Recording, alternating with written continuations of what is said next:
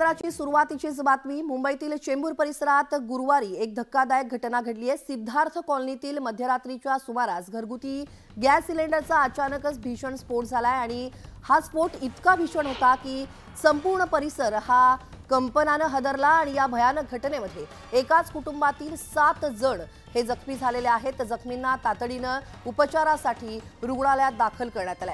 जखमींपैकी काहींची प्रकृती ही चिंताजनक असल्याचं सांगितलं जात आहे आणि या घटनेने परिसरात भीतीचं वातावरण देखील पसरलंय। एकाच कुटुंबातील 7 जण गंभीर जखमी झाल्याने हळहळ व्यक्त होते।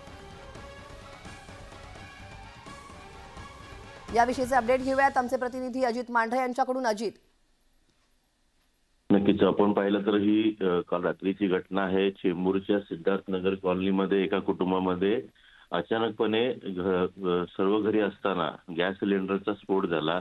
या स्फोटमध्ये 7 जण जखमी झाले, त्यापैकी एकाची प्रकृती जी आहे ती गंभीर आहे। हा सिलेंडर ब्लास्ट जो आहे तो कशामुळे झाला, त्याची कारणं काय आहेत हे अजून समोर आलेलं नाहीये।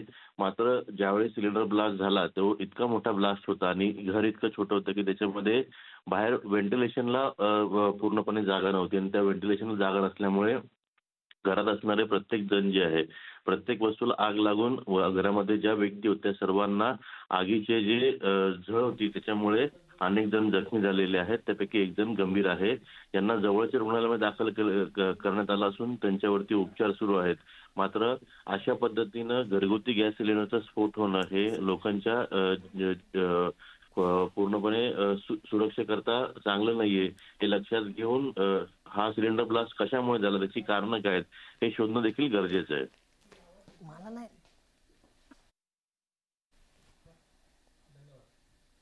धन्यवाद अजित या सविस्तर माहितीसाठी।